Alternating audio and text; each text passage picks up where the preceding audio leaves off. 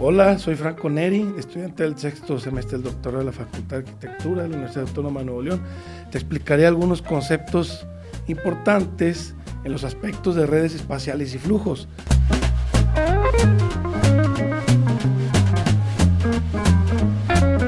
Ahora abordaremos esta parte importante. Tenemos autores que realizan su análisis de manera concreta. Por ejemplo, Milton Santos entiende que la infraestructura y los objetos son las formas y por otro lado, los movimientos, las relaciones y las funciones son los flujos continuos en una ciudad. La ciudad es el resultado de la relación y coexistencia dialéctica de las formas y los flujos. La técnica y la información reorganizan el espacio a través de estos conceptos. Manuel Castells, por su parte, comprende que el espacio y los flujos, la conectividad digital, transforman las formas tradicionales del espacio físico. De igual manera, Castells mantiene dos importantes conceptos.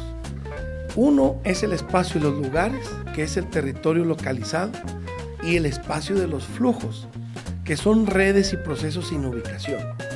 Por ejemplo, en nuestra ciudad de Monterrey, contiene los fenómenos antes explicados. Tiene flujos continuos, infraestructura y acceso a las redes de información de manera muy dinámica y constante. También hablemos de David Harvey. Él entiende que el capitalismo produce nuevas formas espaciales para la facilitación de los flujos de capital. En el tiempo y en el espacio, Harvey define que los flujos acelerados reconfiguran las formas urbanas. Y por último, Saskia Sassen, una importante socióloga contemporánea, entiende claramente que las formas urbanas de las ciudades son adaptables a los flujos de capital financiero, migraciones y la era digital. También no debemos olvidar que los flujos contemporáneos se relacionan con la movilidad de las personas, el tránsito, el comercio, el turismo. El autor Marc Augí entiende que son espacialidades efímeras, ya que no tienen aportaciones históricas ni identidades.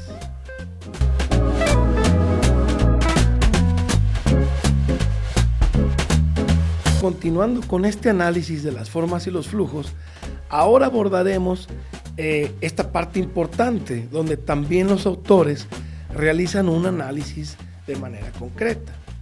Por ejemplo, Milton Santos entiende que la infraestructura y los objetos son las formas y por otro lado, los movimientos, las relaciones y las funciones son flujos continuos en una ciudad.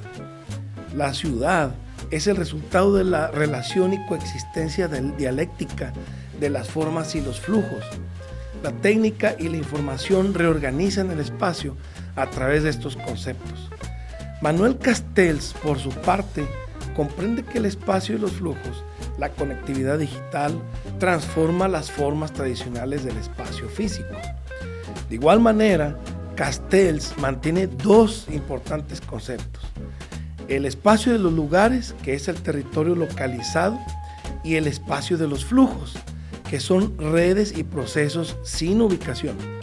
Por ejemplo, en nuestra ciudad de Monterrey, contiene los fenómenos antes explicados. Tiene flujos continuos, infraestructura y acceso a las redes de información de manera muy dinámica y constante. También hablemos de David Harvey. Él entiende que el capitalismo produce nuevas formas espaciales para la facilitación de los flujos de capital. En el tiempo y en el espacio, Harvey define que los flujos acelerados reconfiguran las formas urbanas. Y por último, Saskia Sassen, una importante socióloga contemporánea, entiende claramente que las formas urbanas de las ciudades son adaptables a los flujos de capital. Por su parte, también las migraciones y la era digital pues son una parte importante en este concepto de las formas y los flujos. También no debemos olvidar que los flujos contemporáneos se relacionan con la movilidad de las personas, el tránsito, el comercio, el turismo. El autor Marc Augí entiende que son espacialidades efímeras, ya que no tienen aportaciones históricas ni identidades.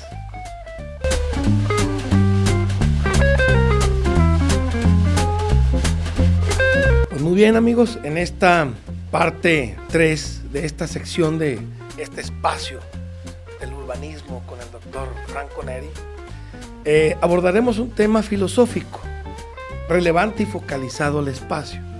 Ahora hablaremos de Michel Foucault. El autor entiende que durante el presente siglo se enmarca mucho más la era del espacio, ya que el siglo XIX fue un periodo en donde la historia de la humanidad tuvo momentos muy destacados, y ahora el siglo XXI representa una filosofía única y trascendental. La heterotopía que aborda Foucault se traduce al espacio urbano, en donde argumenta que existen múltiples significados, es decir, que a través de lo social, el registro colectivo o imaginario le da al espacio otra forma de vida. Y en la parte de la vida y en la parte de la organización del espacio se forman elementos clave en la ciudad, como por ejemplo los hospitales, las prisiones y las escuelas, dándole una interpretación al espacio con otro enfoque espacial y urbano.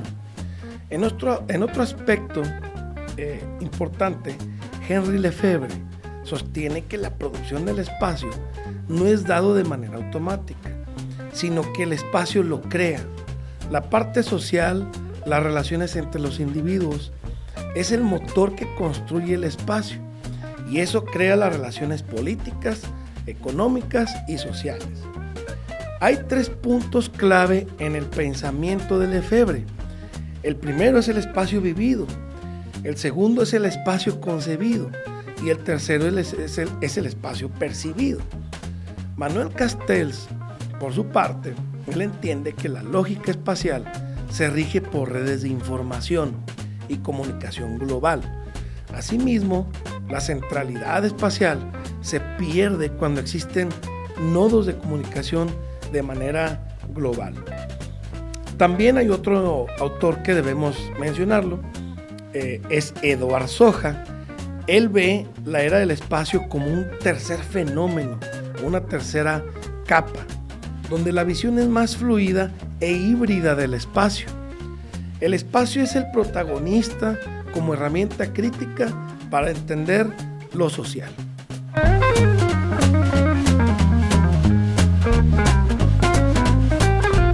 Pues muy bien, amigos, regresamos a esta parte 4 de nuestro video, teniendo el tema de análisis del urbanismo, flujos y formas con el doctor Franco Neri. En esta parte, amigos, abordaremos el cambio de escala. El primer autor que representa esta teoría filosófica es Jean Baudrillard, en donde el autor establece que los medios de comunicación o las redes sociales simulan realidades a un nivel de aumento de realidad, y para lograr esta percepción los signos y la experiencia se dan a través de simulacros, que probablemente sea una realidad dentro de otra realidad alterna. Zygmunt Bauman, por su parte, aborda el cambio de escala. Entiende el paso que hay de una escala sólida a una escala líquida, en donde ciertas estructuras sociales se diluyen en el espacio, su identidad y su comunidad. Una parte interesante de la realidad virtual es que existe un desprendimiento de la realidad, pero a su vez se da una conexión sin necesidad del espacio físico, extrayendo lo social propiamente del territorio. Manuel Castells, por su parte, analiza que los espacios de los flujos se reconfiguran en redes virtuales y digitales. Lo virtual y lo real se integran de otra forma distinta, en el que el espacio no necesariamente es físico, como por ejemplo el trabajo remoto, redes sociales, etc. En otro sentido, el autor Paul Virilio estudia la virtualización del mundo y la desaparición de la escala física. Argumenta el autor que la virtualidad elimina la distancia. La aceleración digital es un elemento clave generando un espacio instantáneo, es decir, lo virtual como un presente continuo. Lo real pierde lugar frente a la hiperconexión y la aceleración digital. El mundo digital, por ejemplo, lo podemos ver en la actualidad, donde la tecnología ha tenido importantes avances. Lo vemos en todos los dispositivos que tenemos, todos al alcance. La virtualidad la tenemos hoy y la estamos experimentando hoy. Pues muchas gracias, amigos, por su atención. Yo soy Franco Neri, estudiante de doctorado del 6º semestre de la Facultad de Arquitectura de la Universidad Autónoma de Nuevo León. Por su parte es todo. Espero les haya agradado este video y nos vemos luego en el urbanismo con el doctor Franco Neri.